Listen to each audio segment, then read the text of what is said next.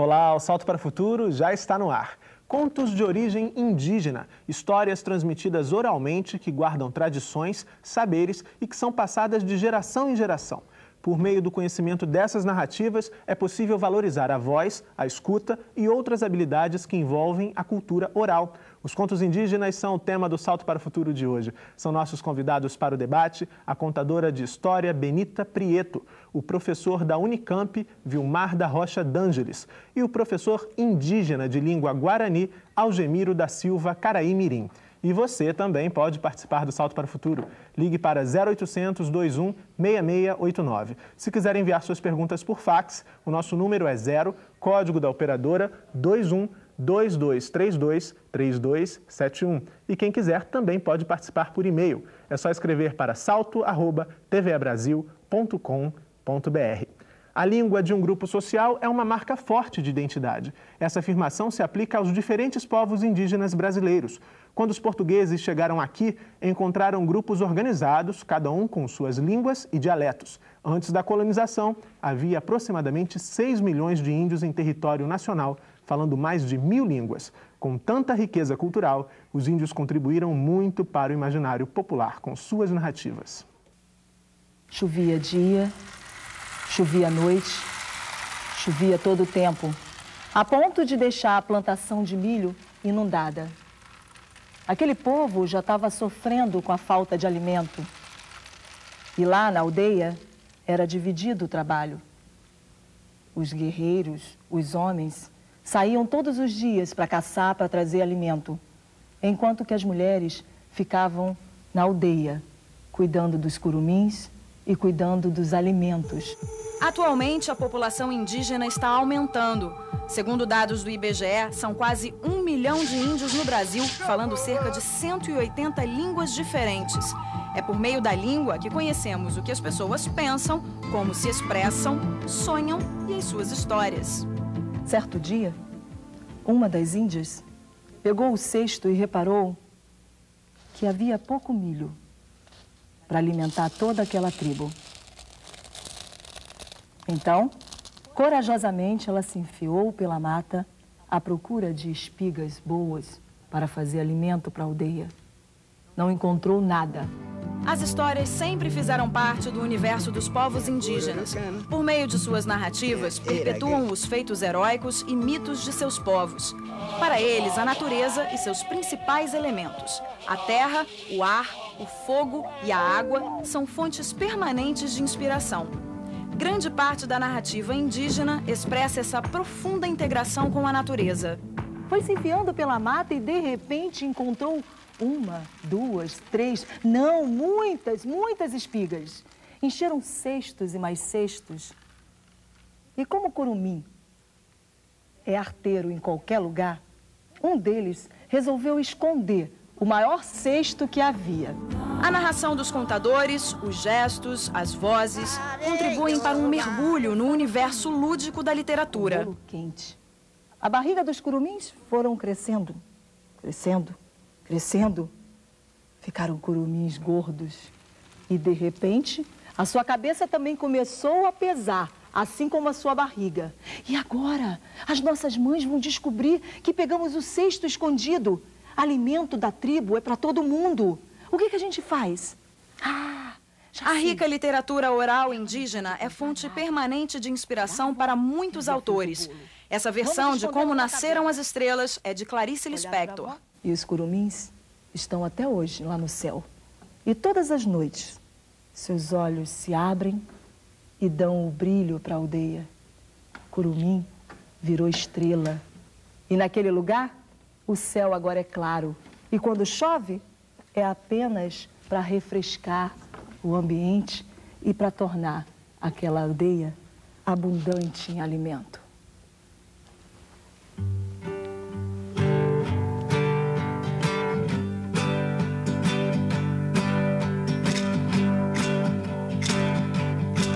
Sou pataxó, sou chavante, cariri, anomami, sou tupi, guarani, sou carajá.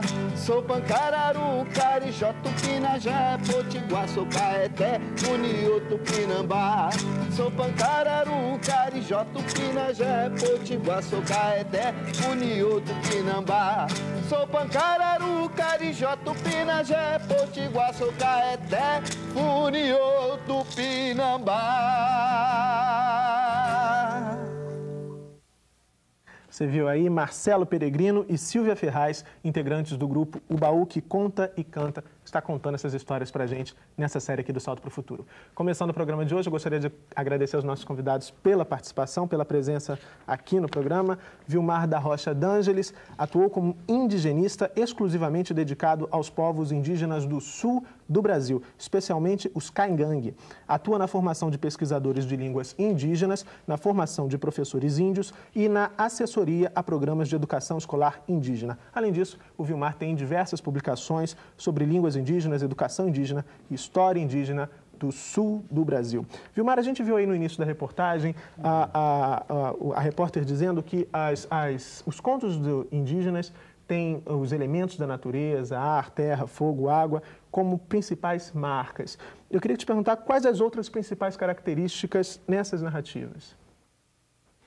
Bom, a primeira coisa, eu acho que é importante lembrar que, assim, quando a gente fala em contos indígenas, existem vários tipos de narrativas indígenas, né? Quer dizer, existem as narrativas sagradas, existem as histórias para dormir, as histórias para dar risada, as histórias com fundo moral, com lição, com as histórias, as fábulas, né? Então, contos indígenas é um termo bastante genérico para abrigar, às vezes, uma porção de narrativas que são diferentes e que têm características e funções sociais diferentes. Essa é uma primeira importante diferença. Outra coisa é que é verdade que essa característica da relação com a natureza e a inspiração na natureza e nas relações acontece, mas é importante dizer que as narrativas indígenas, com muita frequência, estão preocupadas em falar da natureza humana também. Aliás, são sociedades que pensam muito a relação humana e a relação... E muitas vezes, por exemplo, tem lá um conto em que você tem um deus ou um ente, um pai importante do começo dos tempos, e que ele nos dá um grande benefício, nos dá uma planta, etc. Mas você também tem um conto, ou na mesma história, você tem lá um outro ancestral, que é um humano como nós, que faz uma bobagem qualquer, comete um erro qualquer e muda a natureza do mundo. Isso um pouco também nos diz que a natureza humana muda o mundo, mas também nos faz um pouco aceitar melhor a natureza humana. Nós somos assim, tem coisas que a gente é assim desde o tempo dos nossos ancestrais. Os seres humanos são curiosos, os seres humanos às vezes se desastram e fazem algumas coisas que não deviam fazer, algumas com bons efeitos, outras com maus.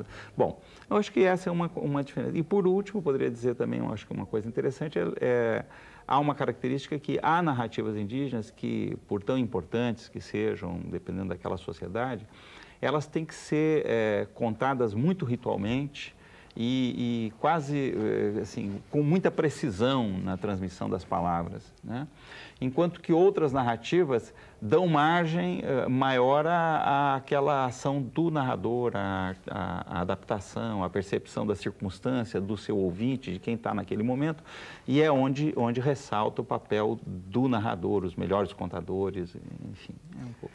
Tá certo. Desse papel do narrador, a gente vai falar agora com a Benita Prieto, nossa convidada também, que é contadora de histórias, integrante do grupo Morandu Betá. Além disso, a Benita é pesquisadora nas áreas de literatura infantil e juvenil, leitura e narração oral, realizando oficinas e palestras em diferentes instituições. E também é organizadora do Simpósio Internacional de Contadores de História do SESC do Rio de Janeiro. Benita, o que a gente tem então aí a aprender com esses índios contadores de histórias? Eu acho que a noção do tempo, que é uma coisa muito diferente dentro da cultura indígena, pelo que eu conheço, pelos contadores de histórias indígenas que eu já vi alguma vez atuando. Eu acho que a relação com a naturalidade também do ato de contar. As histórias permeiam a sociedade onde eles vivem. As histórias não estão em determinados momentos. As histórias estão continuamente acontecendo ali dentro daquela aldeia, dentro daquela comunidade indígena. Por isso, Vilmar acabou de falar dessa variedade de tipos de histórias. Nós aqui temos um vício de que história é alguma coisa que está encerrada no momento do dormir apenas. Ou seja, antes de dormir eu conto uma história para o meu filho e para minha filha, porque ele vai ter bons sonhos. E quem disse que história é para dormir? História não é para dormir, história também pode ser utilizada para dormir, mas história também pode acordar um monte de emoções dentro da gente, um monte de sensações, um monte de ideias, um monte de dúvidas.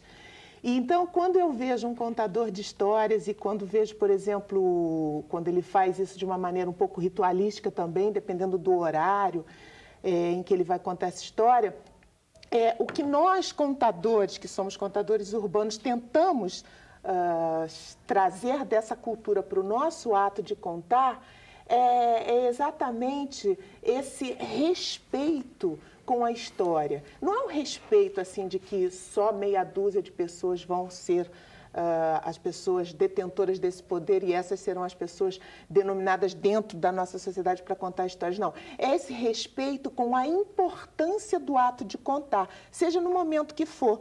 Isso promove uma aproximação muito grande e, ao mesmo tempo, obviamente, tem uma função social muito importante dentro de uma comunidade. Então, acho que essa noção de tempo que o índio tem é muito importante que a gente traga para a nossa prática também. Claro que é muito difícil entender isso, porque nós não nascemos dentro de uma aldeia. Mas se você ouve, se você lê, se você observa, você vê as diferenças. Ok. Algemiro da Silva Caraí Mirim, também nosso convidado, é professor guarani da aldeia Sapucai, no município de Angra dos Reis, no estado do Rio de Janeiro. Atua com a formação de professores indígenas e é secretário da Associação Comunitária Indígena de Bracuí, a ACIBRA. Algemiro, então, como é que essas narrativas estão presentes nas escolas indígenas? Olha, isso é muito importante para mim, porque essa história narrativa é presente, né?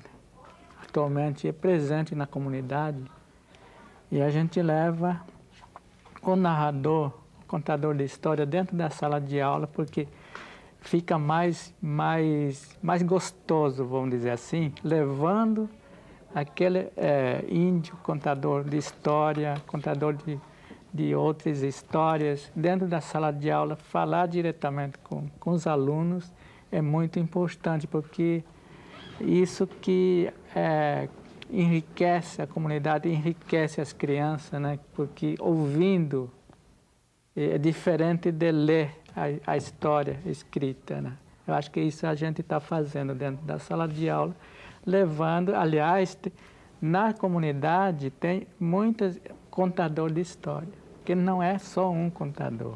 Eu acho que cada comunidade, cada família tem seus contadores. Certo. Temos a primeira participação por telefone no programa de hoje. Quem fala com a gente agora é o Elcimar, do Tocantins. Tudo bem, Elcimar? Tudo bem, Murilo. Boa noite. Boa noite, convidados. Eu sou o professor Elcimar Pessoa, do Teleposto Paulo Freire, de Araguaína, no estado de Tocantins. Nosso estado é um estado muito rico em cultura, apesar de ser um estado muito novo. Nós temos aqui várias aldeias indígenas, índios apinagés, nós temos os índios javaés, craôas. E a minha pergunta é o seguinte: sabemos que a televisão alimenta a fantasia. As coisas deixam de ser reais para se transformarem em algo além de sua natureza. Portanto, com tudo isto, os índios estão perdendo a sua identidade, deixando a sua cultura, como também as suas histórias e seus contos. Como resgatar esses valores e despertar novamente o interesse de nossos alunos, por termos vários alunos indígenas em nossas escolas? Obrigado e boa noite. Obrigado, Elcimar, mais uma vez participando aqui do Salto para o Futuro. Então, Vilmar, ele pergunta aí da influência da televisão e de como essa influência pode estar contribuindo aí para uma descaracterização dos povos indígenas, pelo desinteresse por essas narrativas deles. Como é que o professor pode, então, despertar novamente o interesse de seus alunos por essa realidade da sua comunidade? Bom, Elcimar, essa realidade da televisão hoje, em algum momento poderia se pensar que foi o rádio também, mas de fato a televisão tem um poder um pouco mais impactante do que o próprio rádio já teve. em muitas aldeias onde ela hoje está se tornando de acesso mais ou menos fácil, né? Onde ela está chegando, onde chega a televisão, onde chega a luz elétrica e as condições vão mudando. Ela, de fato, tem um certo impacto na comunidade.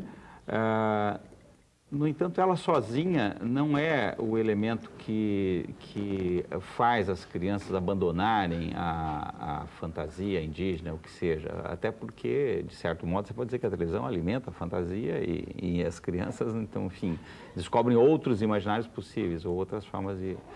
Mas eu acho que ela entra num conjunto de situações, quer dizer, quando a gente está vendo isso em algumas comunidades no Sul, por exemplo, onde eu trabalho mais, ela está entrando num conjunto de situações onde você tem a comunidade cada vez mais envolvida em interações com a sociedade de fora, com a sociedade não índia, e com frequência a escola está lá antes e ao lado da escola, com frequência a escola está lá prejudicando mais a cultura indígena do que a própria televisão, em muitos casos que a gente tem visto. Quer dizer, a escola funcionou muito mais como um chamariz para as crianças indígenas, para olharem para fora e não olharem para dentro da aldeia, muito antes do que a televisão, e às vezes continua fazendo isso com mais força do que a televisão às vezes. Bom, eu acho que uma parte, não tem muita receita, mas eu acho que uma parte de tentar fazer o que você está propondo, que é como a gente pode, diante dessa influência da televisão, a própria escola, né, ajudar a fazer as crianças se voltarem para a sua tradição e sua riqueza indígena, é um pouco a escola se preparar para entender a riqueza que está escondida atrás das narrativas indígenas. Muitas vezes o próprio professor indígena laicizado, o próprio professor indígena, um jovem criado numa escola de branco, ele já perdeu o contato com essa riqueza de o que significa e o que está por trás das narrativas indígenas em termos de informação cultural, enfim, eu conto alguns casos, por exemplo, não sei se posso, meio minuto, um caso, por exemplo, de uma narrativa caingangue, dos índios caingangue, que fala da origem da agricultura. E o velho que estava pedindo para os seus netos, os seus bisnetos, etc., que o matassem e que o enterrassem numa roça, ele fala que eles deviam fazer uma roça num taquaral e aí... Enfim, tem toda uma coisa para convencer os filhos a matá-lo e botar na roça. Uma história que está contada no texto do boletim. Está contada exatamente no texto. E aí esse sujeito, quando ele é enterrado, quando eles voltam lá, tem milho. Só que ele mandou eles fazer uma roça no taquaral. Hoje a gente sabe pela botânica que taquaras e milho são da mesma espécie, são gramíneas. Então, na verdade, você tem um conhecimento indígena de botânica ali. Se dá taquara, essa terra é boa para dar taquara, é boa para dar milho também.